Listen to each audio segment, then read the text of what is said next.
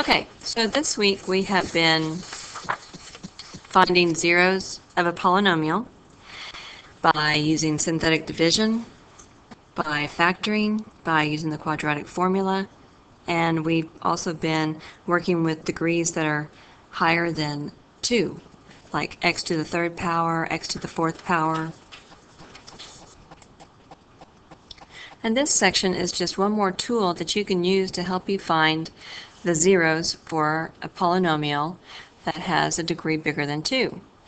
So you need to, what we're going to be doing is the same as yesterday, basically. You're going to have to find a zero that you can divide by to get your polynomial down to a quadratic, and then you'll be able to factor or use the quadratic formula to find the other zeros.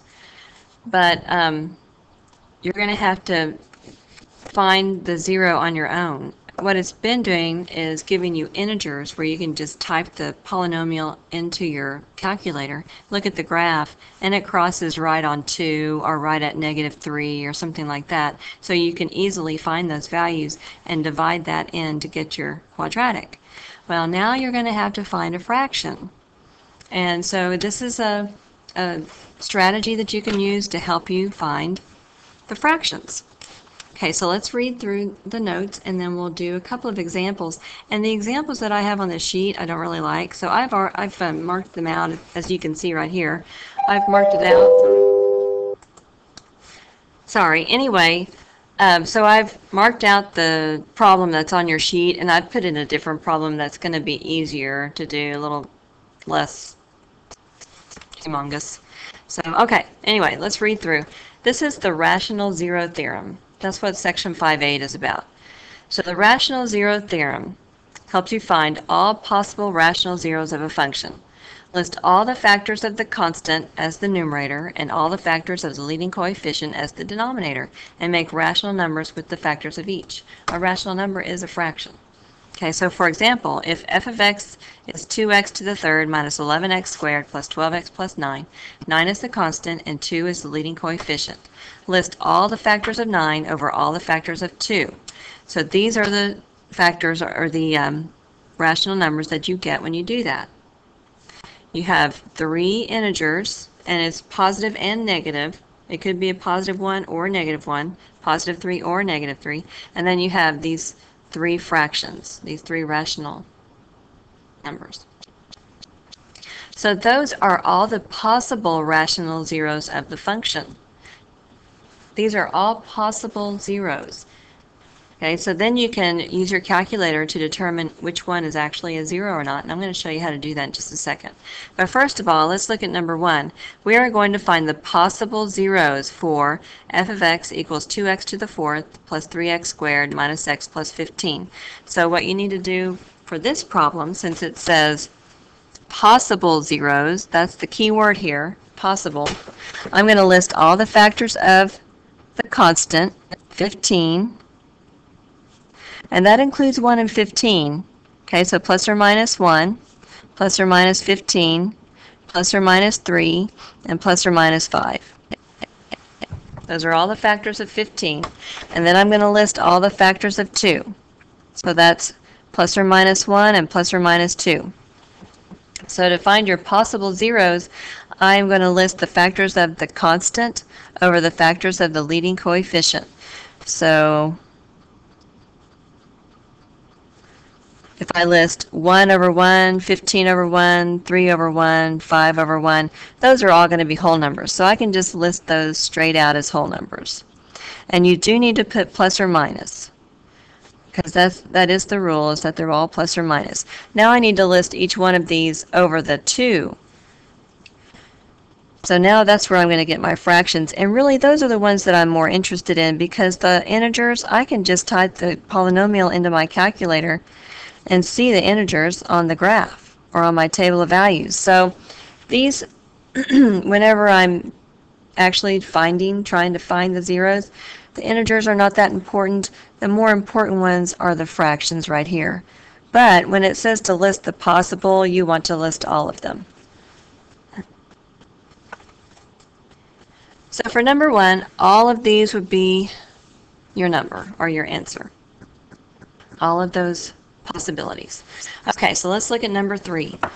Excuse me. I have changed the I've changed the problem for number 3 as well, because the constant was too big, and I don't want you guys to work with anything that big on the first problem. So here's my polynomial, and I'm going to write this on a different sheet of paper just so I'll have more room to work. Okay, so I have f of x equals 3x to the third minus 2x squared minus 8x plus 5. So my factors of 5 are plus or minus 1 and plus or minus 5. Factors of 3 are plus or minus 1 and plus or minus 3. So my possible rational zeros would be, I'm going to take my first factor, put it over the 1, so plus or minus 1, plus or minus 5. And then I'm going to put both of those numbers over the second factor of my leading coefficient, plus or minus 1/3, plus or minus 5/3. So this 1 and 5, I'm not really going to worry about that because that's going to show up on my table of values whenever I plug the polynomial in. But the 1/3 and the 5/3, that is going to be helpful. So let's type that into the calculator. Okay, so I'm typing this into the calculator. 3x to the third minus 2x squared minus 8x plus 5. And let's press graph, see what the graph looks like.